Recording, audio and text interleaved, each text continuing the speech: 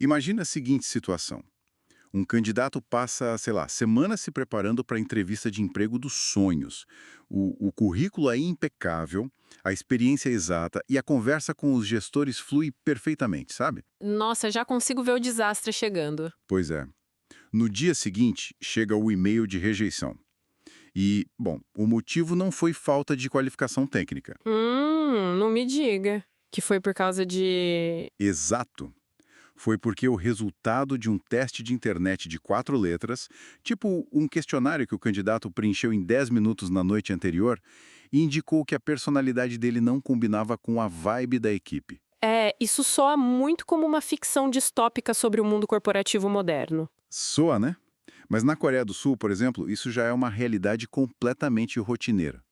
O recrutamento corporativo por lá tá, tipo, absolutamente obcecado por essas 4 letrinhas. Sim, virou uma febre. E a grande ironia de tudo isso é que a ciência psicológica moderna considera esse exato mesmo teste o equivalente a uma, digamos, astrologia corporativa. É um contraste brutal, não é? De um lado, a gente tem corporações e, bom, milhões de indivíduos baseando decisões de vida gigantescas num questionário puramente comercial. Com certeza, decisões de carreira, de relacionamento. E do outro lado, temos os laboratórios de psicometria e neurociência balançando a cabeça em total desaprovação. Essa tensão toda entre o que é popular e o que é cientificamente válido revela algo muito profundo, sabe? Sobre a mente humana, você diz? Sobre a nossa necessidade desesperada de categorização. A gente gosta do que é visível, né? Do que pode ser colocado numa caixinha com uma etiqueta bem clara. Isso, de certa forma, reduz aquela incerteza angustiante de tentar entender quem nós somos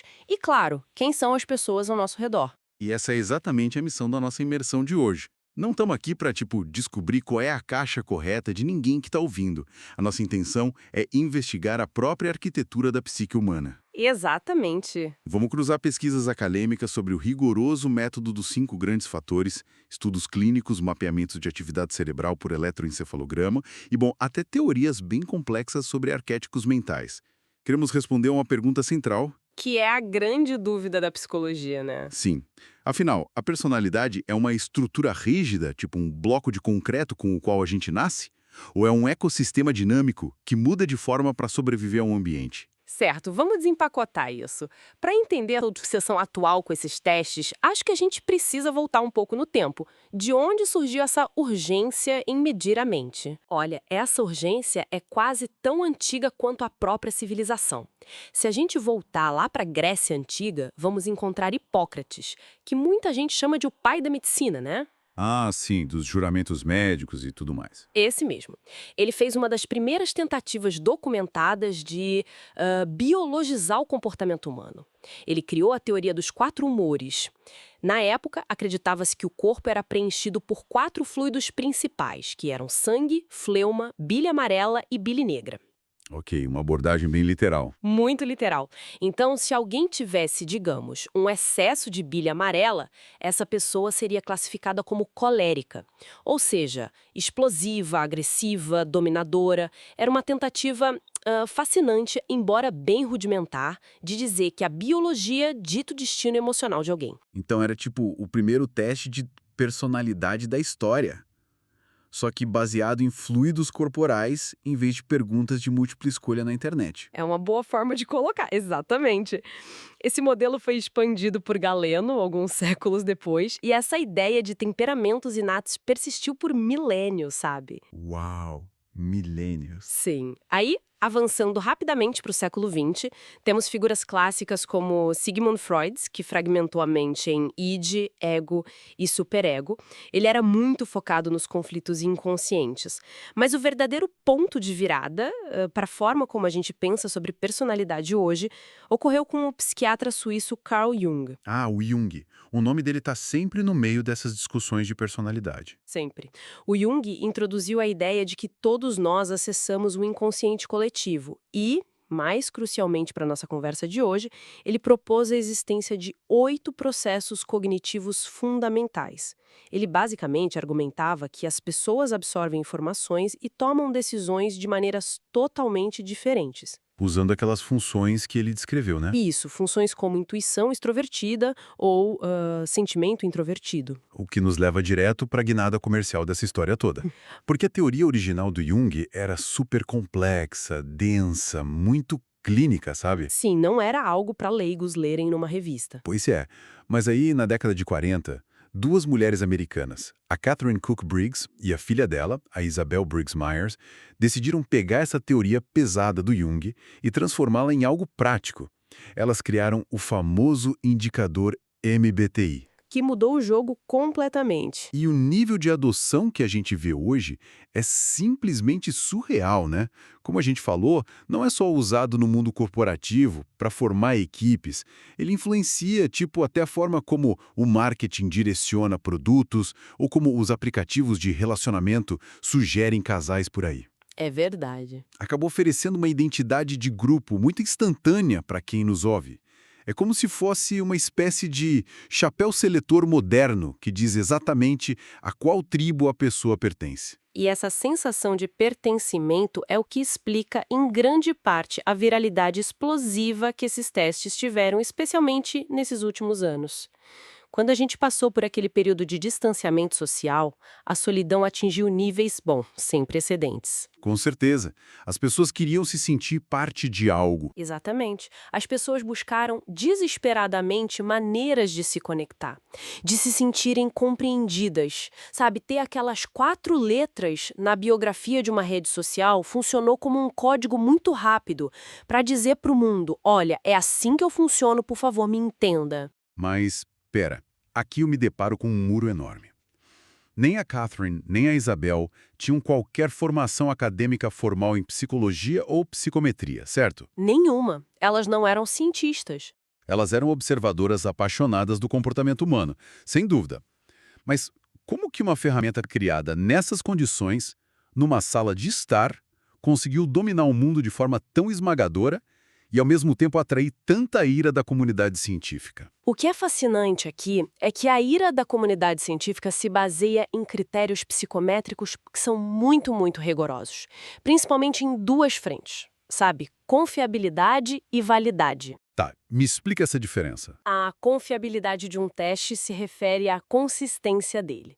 Por exemplo, se a gente medir uma mesa hoje com uma fita métrica, ela tem que ter o mesmo tamanho amanhã, certo? Sim, a menos que alguém serre a mesa. Exato.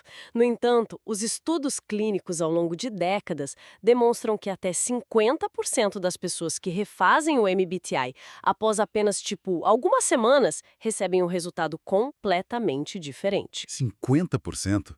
Metade das pessoas muda de personalidade em semanas? Pois é.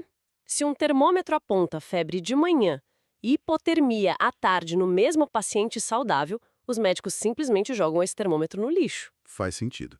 Então há um problema estrutural crônico na reprodutibilidade do teste? Tem sim, e tem mais. A principal crítica está atrelada ao que a psicologia chama de efeito Forer, ou efeito Barnum. Eu já ouvi falar disso.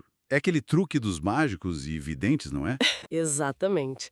Para quem está ouvindo a gente, pense na última vez que leu a descrição do seu signo ou o resultado de um teste genérico de internet.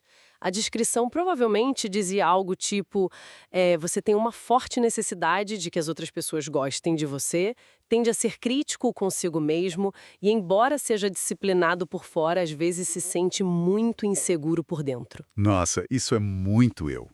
Viu? Essa é a reação instintiva. O efeito Barnum prova que a grande maioria dos seres humanos sente a exata mesma identificação ao ler descrições que são vagas, genéricas e fundamentalmente positivas. A pessoa acredita que aquele texto foi escrito exclusivamente para ela. É a ilusão da personalização. É como se a pessoa vestisse a carapuça porque a carapuça foi feita de um tecido de lycra elástico suficiente para caber em qualquer um. Perfeitamente colocado é lycra psicológica. E é por isso que os pesquisadores mais sérios preferem o modelo dos 5 grandes fatores, que é amplamente conhecido como Big Five. Esse modelo não foi inventado do nada numa sala de estar. Ele emergiu de décadas de análises estatísticas super rigorosas sobre a linguagem humana e o comportamento. Certo. E o que exatamente ele mede? Ele mede 5 dimensões fundamentais: abertura a novas experiências, conscienciosidade, que é basicamente o nível de organização e disciplina, extroversão, amabilidade e, por fim, o neuroticismo, que mede a nossa reatividade ao estresse. E a grande diferença aqui, se eu entendi bem, é que o Big Five não trabalha com dicotomias, né? Ele não te coloca numa caixa ou noutra, fechada. Precisamente, ele opera no espectro contínuo. Pense no volume do som do seu carro, que vai do 0 ao 100, sabe? Em vez de um interruptor de luz que só tem ligado ou desligado. Tá, isso faz bastante diferença. Faz toda a diferença. Estatisticamente falando, uma pessoa que pontua 51% em extroversão é quase idêntica a alguém que pontua 49%. No entanto, o design binário desses casts mais populares forçaria essas duas pessoas quase idênticas para caixas completamente opostas. Rotulando uma de extrovertida e a outra de introvertida, mesmo sendo praticamente iguais. Isso mesmo. Essa falsa dicotomia simplesmente apaga as nuances mais ricas da natureza humana. Confesso que essa crítica matemática e estatística faz total sentido. A ideia de que estamos forçando a natureza humana a caber em caixas artificiais é bem forte. Mas sinto que a gente precisa analisar isso por outro ângulo também. Qual ângulo? Bom, se apenas pseudociência, caixas artificiais e efeito Barnum de ler horóscopo, como é que a gente explica a utilidade prática tão visceral que esses perfis têm na vida de tanta gente? Entenda onde você quer chegar. Tipo, para evitar a sopa de letrinhas, vamos pegar um exemplo prático das fontes. Considere o perfil INTP, ou seja, alguém cuja preferência dominante combina introversão, intuição, pensamento e percepção. É a mente arquetípica do chamado pensador, geralmente associada a figuras como Albert Einstein, né? Sim, o típico arquétipo do gênio distraído. Pois é, a literatura que estuda esse perfil descreve de forma incrivelmente cirúrgica uma luta interna muito específica. Eles relatam uma paralisia causada pelo perfeccionismo, onde a pessoa tem um medo terrível de que a execução real de um projeto nunca alcance a pureza e a perfeição daquela ideia genial que está na mente dela. Sim, uma dor bem real. E por outro lado, se a gente pensar no polo oposto, o SFJ, extroversão, sensação, sentimento e julgamento. O provedor, como, sei lá, Taylor Swift, um perfil com uma capacidade quase que mediúnica de ler a temperatura emocional de uma sala inteira e orquestrar a harmonia social ali dentro. É um contraste tanto com o INTP. Quando a gente olha para a vivência real dessas pessoas, as descrições parecem arrancar a alma da pessoa e colocar no papel, sabe? Parece algo muito mais complexo e profundo do que apenas uma astrologia corporativa. Porque isso ressoa de uma forma tão assustadoramente profunda. Aí que tá. Porque o questionário em si, aquele que gera as 4 letras na internet, ele pode até ser falho e altamente comercial. Mas a fenomenologia do Carl Jung, que tá ali meio escondida sobre a superfície dessas letrinhas, essa fenomenologia é extremamente robusta. Ah, então o segredo está na fundação junguiana. Sim, a precisão assustadora que você mencionou não vem daquelas letras superficiais, ela vem de uma mecânica muito profunda que a gente chama de funções cognitivas. Não estamos falando só de traços de comportamento estáticos, sabe? Que é o que o Big Five mede. Tá, e o que seria então? Estamos falando de processos dinâmicos, de como o cérebro literalmente metaboliza a realidade. Se o Big Five funciona como um mapa do terreno, revelando como a gente se comporta no dia a dia, a teoria profunda de Jung tenta explicar o porquê de nos comportarmos dessa maneira. Entendi. Então as letras são tipo apenas a fachada de um prédio muito mais complexo e cheio de andares. Isso, uma fachada bem simples para um prédio gigantesco. E aqui que a coisa fica realmente interessante.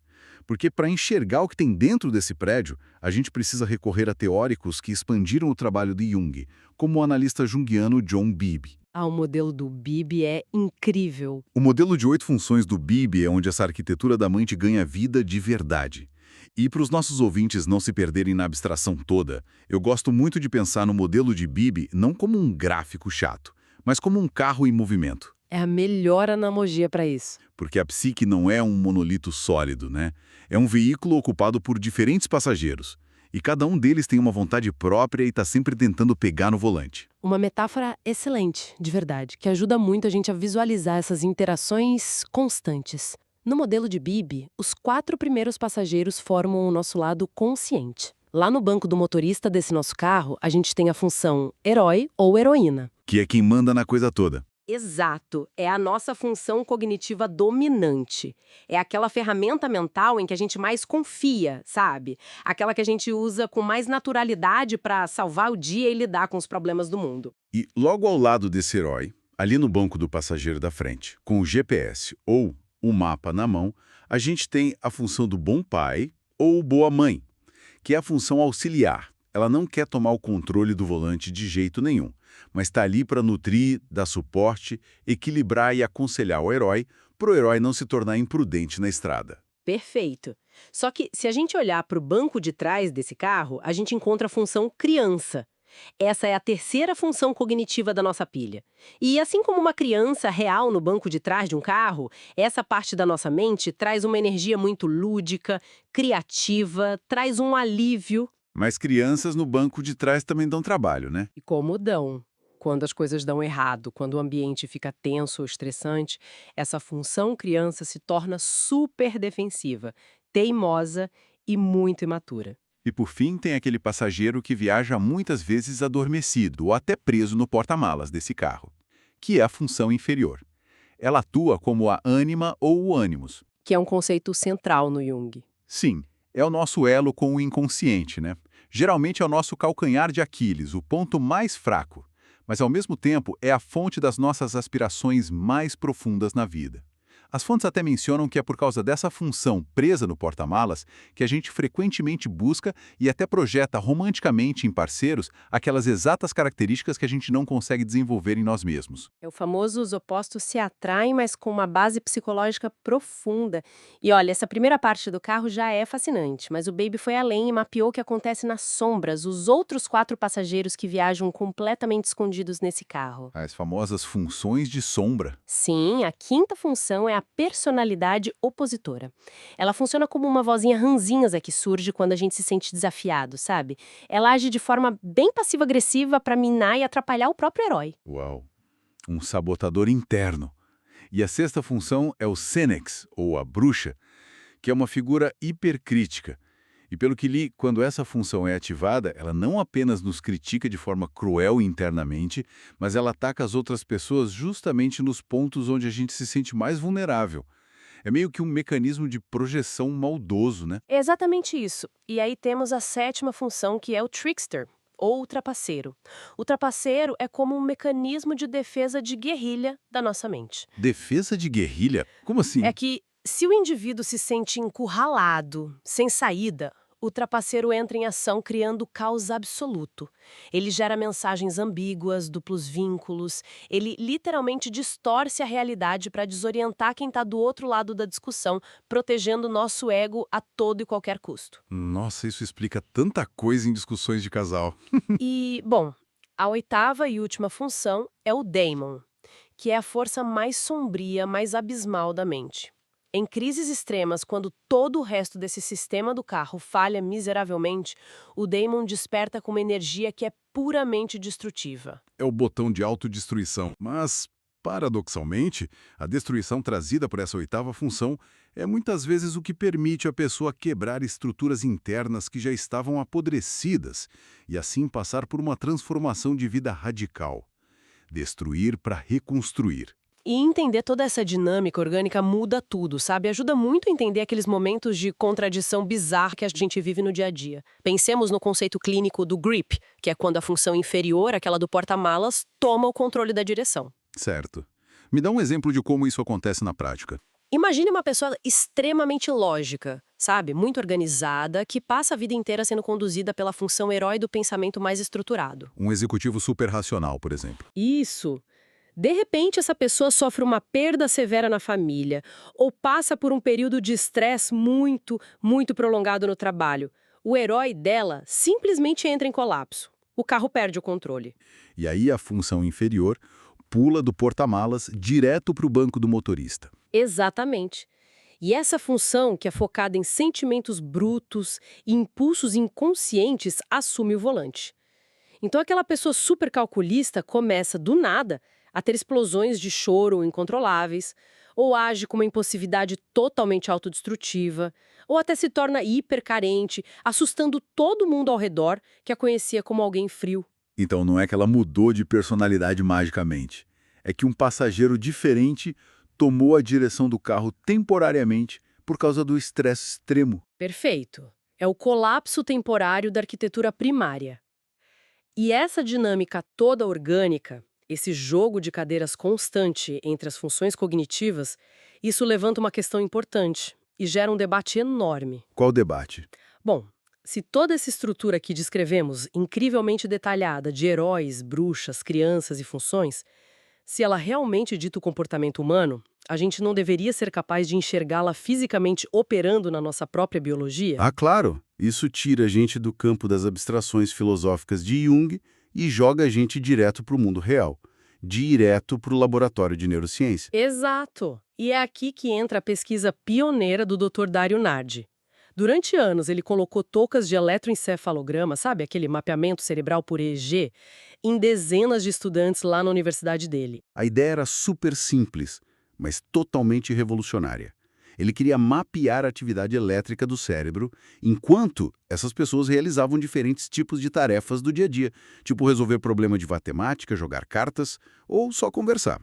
E cruzar esses padrões elétricos, neurológicos, com os tipos de personalidade que essas pessoas relataram ter. Isso mesmo. E o que ele encontrou foi incrível. Ele encontrou correlações físicas, elétricas, muito palpáveis. Tipo o quê? Por exemplo, os cérebros de pessoas que priorizam funções ligadas à extroversão mostraram uma atividade visivelmente mais intensa nas regiões frontais do cérebro, que são áreas fortemente associadas à ação, à atenção e ao processamento rápido de estímulos externos. E os introvertidos? Já aqueles com preferência clara pela introversão apresentaram um tráfego neural muito maior nas regiões posteriores do cérebro, áreas que estão ligadas à memória profunda, reflexão e aquele processamento interno super cuidadoso. Nossa, dá pra ver a personalidade ascendendo no monitor. E as fontes também mencionam que as funções de julgamento, como o pensamento lógico e o sentimento ético, ativavam fortemente o córtex pré-frontal esquerdo, enquanto que as funções de percepção, como a sensação e a intuição, acendiam muito mais o hemisfério direito, que é focado naquela exploração aberta. Sim. E os padrões elétricos de cada perfil acabam sendo quase como assinaturas visuais. O mapeamento mostrou coisas curiosas. Pessoas do perfil ENFP, que são os extrovertidos, intuitivos, sentimentais e perceptivos, o cérebro desse pessoal acende de forma totalmente assíncrona e generalizada. Eu li isso. Diz que parecem literalmente uma árvore de Natal cheia de luzes piscando freneticamente por todos os lados. Bem, isso. Eles recrutam dezenas de áreas cerebrais simultaneamente para tentar encontrar respostas criativas para um problema, o que explica, de forma puramente biológica, o talento absurdo desse grupo para o pensamento inovador e para a famosa chuva de ideias, o brainstorming. E em contrapartida, os tipos SJ, que são os sensitivos e julgadores, também conhecidos como os sentinelas, eles mostraram cérebros incrivelmente econômicos e especializados no monitor, né? Muito econômicos. Eles não piscam como árvores de Natal. Exato. Eles criam rodovias neurais super espessas e eficientes para executar tarefas através da memória e da repetição, o que os torna biologicamente os pilares da consistência e da rotina sólida da nossa sociedade. É fascinante ver a metáfora da mente que Jung criou lá atrás, refletida no fluxo sanguíneo e nos impulsos elétricos do cérebro atual. Mas assim como na psicologia clínica, a neurociência encontrou uma flexibilidade surpreendente aí no meio. E peraí, porque esse é o ponto que mais me deixou confuso quando eu mergulhei nos dados do Dr. Nardi. Porque o estudo relata o caso de indivíduos do tipo INTJ. Os introvertidos, intuitivos, pensadores e julgadores. Sim, eles geralmente são aquelas pessoas incrivelmente estratégicas, bem frias na análise e implacavelmente orientadas para o futuro de longo prazo. O famoso arquétipo do mestre de xadrez. Mas o Nardi notou que quando o indivíduo IETJ entrava num estado de meditação profunda, as ondas cerebrais, registradas pelo EEG, mudavam radicalmente. Mudavam como? O cérebro desse NTJ passava a espelhar o padrão neurológico exato mas exato mesmo, do perfil diametralmente oposto a ele, o ISFP, que é o introvertido, sensitivo, sentimental e perceptivo. Uau! É literalmente o oposto cognitivo na tabela. De repente, um cérebro que era super analítico e focado no futuro passou a operar como um cérebro hiperfocado na vivência sensorial do momento presente e num sentimento interno profundo. E sério, e aqui que eu jogo a toalha e questiono absolutamente tudo. Ah, o momento da crise existencial. Sim, porque se o nosso cérebro pode simplesmente trocar de marcha desse jeito, sabe, adotando todos os circuitos neurológicos do seu oposto absoluto, dependendo apenas da atividade que está fazendo, a personalidade imutável que a gente tanto busca classificar, ela realmente existe? Ou ela é apenas um hábito neurológico bem confortável que a gente fica repetindo por inércia? Olha, você acabou de tocar no nervo central de toda a psicologia contemporânea. Para a gente dar sentido a essa contradição aparente, precisamos olhar para aquelas pesquisas mais modernas sobre o desenvolvimento do autoconhecimento. Você está falando do estruturalismo dinâmico. Exatamente. Especificamente os trabalhos focados no estruturalismo dinâmico, como os revisados clinicamente pela doutora Maria João Carapeto. Porque durante muito tempo, a cultura popular nos ensinou que cada um de nós possui um eu verdadeiro. Aquela ideia de um núcleo de mármore puro, imutável e sagrado que a gente precisa encontrar dentro de nós. Isso, mas o estruturalismo dinâmico vem e quebra essa estátua de mármore. A visão científica atual aponta para a existência de múltiplos eus operacionais dentro do mesmo indivíduo. Múltiplos eus. Bom, isso faz todo sentido prático, na verdade, porque ninguém tem a exata mesma personalidade quando está, sei lá, discutindo um erro de orçamento com o chefe no escritório e depois quando está tomando uma cerveja no fim de semana com o melhor amigo de infância. Exato, são versões diferentes. São arquiteturas mentais diferentes que o nosso cérebro aciona para contextos diferentes, né? Perfeito. E sobre essa lente mais clínica, o que a gente chama de autoconhecimento, ou até mesmo de identidade, não é uma entidade fixa no cérebro. A literatura moderna descreve isso como um autorresumo. É uma ferramenta puramente adaptativa e biológica. Um autorresumo. É. Nosso cérebro constantemente sumariza as nossas experiências, as memórias e preferências para construir um roteiro coerente de quem nós somos. O objetivo principal dele com isso é nos ajudar a sobreviver e a navegar na complexidade tremenda das relações sociais. Então, a personalidade existe, mas não como pedra. A personalidade existe, sim, mas como um sistema fluido.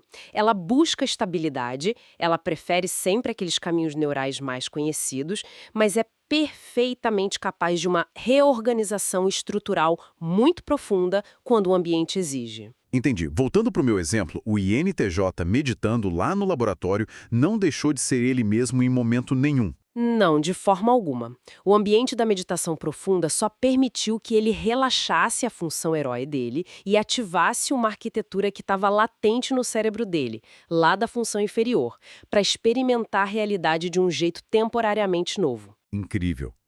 Bom, isso nos traz direto para o ponto de convergência de toda essa imersão de hoje. Então, vamos desempacotar o que aprendemos. Passamos pelos humores corporais de Hipócrates, a gente desbravou o rigor estatístico pesado do modelo dos 5 grandes fatores. Destrinchamos essa narrativa arquetípica riquíssima dos passageiros mentais do John Bowlby e, por fim, vimos tudo isso piscar nas telas do eletroencefalograma do NARD. Foi uma jornada e tanto pelas ciências da mente. E a grande conclusão que emerge dessa confluência toda de dados, para quem nos ouve, é que todas essas ferramentas e categorizações elas não passam de mapas. E, como o antigo aforismo sempre nos alerta, o mapa nunca é o território. Uma distinção crucial e, honestamente, vital para a nossa saúde mental, porque o território é infinita, confusa e maravilhosa complexidade do ser humano que respira ali na nossa frente. Com todos os passageiros no carro. Exato. O perigo real ocorre quando o indivíduo confunde um mapa de 4 letras com um território, usando essas tipologias para se limitar ou, o que é pior ainda, para se eximir de responsabilidade pelas próprias atitudes. Não se pode usar a biologia ou o resultado de um teste comercial de 10 minutos para justificar comportamentos tóxicos, Tipo dizendo, é assim que o meu cérebro é, eu sou desse tipo e eu não posso mudar. Jamais. O verdadeiro valor de toda essa exploração imensa para quem nos ouve agora está em usar esses mapas psicológicos para desenvolver, em primeiro lugar, autocompaixão. Entender as próprias dores. Sim, é entender por que certos processos mentais nos drenam tanta energia e iluminar os nossos próprios pontos cegos e, fundamentalmente, usar isso para expandir a empatia nos relacionamentos humanos. E aquele reconhecimento humilde de que o cônjuge, o colega de trabalho ou amigo processa a realidade física e mental através de rodovias cerebrais completamente diferentes das nossas. E tá tudo bem. Exatamente. Tá tudo bem ser diferente. Então, o que tudo isso significa para o nosso futuro? Retornamos àquela provocação inicial, a nossa compulsão histórica, desde a Grécia, por colocar a nós mesmos e aos outros em caixinhas superorganizadas, delimitando claramente onde terminam os limites da nossa mente e onde começam os limites da mente do próximo. Mas as coisas estão mudando, né? Muito. As teorias mais de vanguarda que analisamos hoje trazem à tona um conceito fascinante do eu distribuído, que é aquela ideia provocativa de que a nossa mente, e por extensão óbvia, a nossa personalidade, não está trancada apenas dentro do nosso crânio. Ela se estende e se funde com o ambiente, com as pessoas que a gente ama e, de forma bem mais intensa agora, com as ferramentas tecnológicas que a gente usa diariamente. É verdade. Nossos celulares quase já são uma extensão do nosso herói cognitivo. Se a gente juntar essa ideia de uma mente expandida, com essa flexibilidade neurológica camaleônica que a pesquisa do Dr. Nardi provou que existe, eu deixo uma reflexão final para quem nos ouve, para a gente continuar pensando muito além do fim desta conversa. Vamos lá. Se a nossa personalidade é, na verdade, um ecossistema construído primariamente para adaptação, e os nossos cérebros literalmente mudam a forma como processam a realidade dependendo de onde o nosso foco está, o que vai acontecer com a arquitetura mental humana nas próximas décadas? É uma pergunta assustadora e maravilhosa. À medida que a gente passa cada vez mais tempo fundidos aos algoritmos das redes de inteligência artificial e submersos em ambientes digitais super imersivos que alteram a nossa própria química cerebral, será que esses modelos clássicos, como os arquétipos do Jung ou as estatísticas do Big Five, ainda serão capazes de mapear a psique do futuro? Será que o carro do Bibi vai precisar de mais bancos? Ou de passageiros digitais? Ou será que, para sobreviver e dar sentido a essa nova era que está chegando, a nossa biologia e a nossa psicologia serão forçadas a desenvolver categorias inteiramente novas de funções cognitivas, sabe? Algo fundamentalmente cibernético? É um mistério que está acontecendo em tempo real. E o convite para continuar observando e questionando as engrenagens da própria mente permanece aberto.